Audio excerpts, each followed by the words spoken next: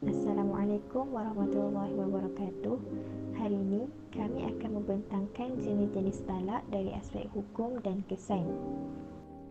Pengertian hukum dan contoh talak.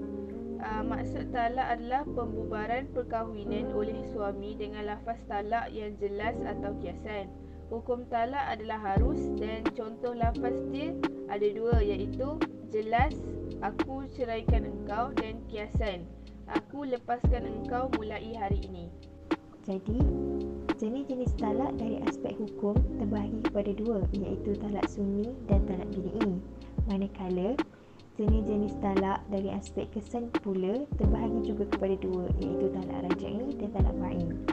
Talak ba'in pula terbahagi lagi kepada dua, iaitu talak ba'in sughra dan talak ba'in kubra. Okey, kita lihat dulu aspek pertama, iaitu aspek hukum.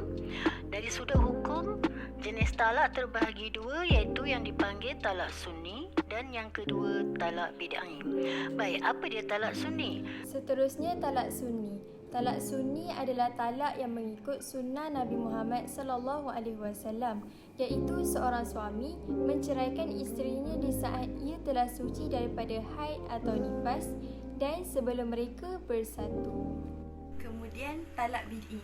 Talak bid'i bermaksud talak yang bertentangan dengan hukum syarak. Contohnya, mentalakkan isteri ketika haid.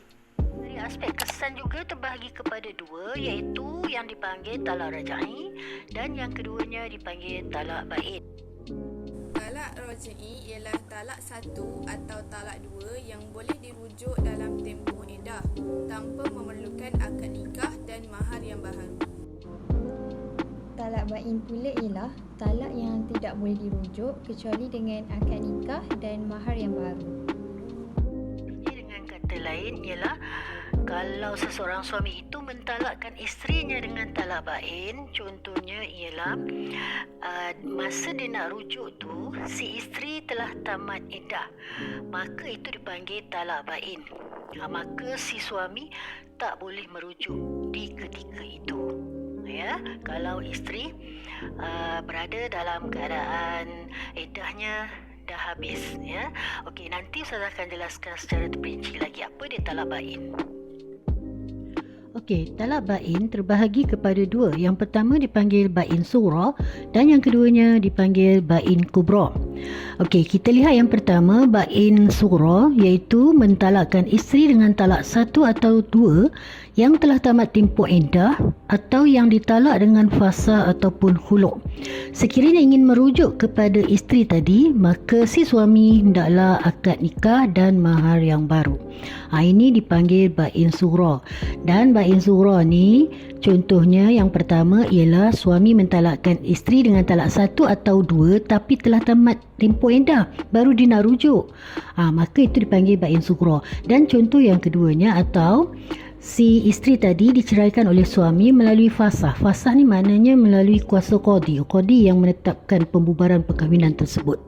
Ataupun khulu'. Khulu' ni maksudnya si isteri tadi diceraikan melalui pembayaran. Maknanya dengan kata lain ialah bermaksud si suami boleh ceraikan isteri tapi dengan syarat si isteri kena bayar khulu'. Bila dah ada buat pembayaran, maka tertalaklah isteri tadi dan suami pun dilafazkanlah talak dia.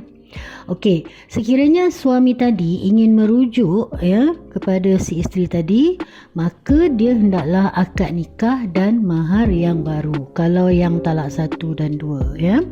Okey, yang keduanya ialah ba'in kubra. Ba'in kubra ialah mentalakkan isteri dengan talak tiga sekaligus. Jika ingin rujuk kepada isteri, maka dia kena ikuti SOP ini, ya. Yang pertamanya ialah kalau nak rujuk dengan bekal isteri, syaratnya ialah bekal isteri, syarat pertama ialah bekal isteri hendaklah berkahwin dengan orang yang baru.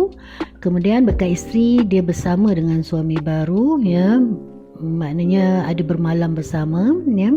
Dan yang ketiganya, bekas isteri diceraikan dan si isteri tadi menjalani iddah suami yang baru. Ini dipanggil ba'in kubra. Kamu kena ingatlah ba'in kubra ni maknanya talak tiga sekaligus.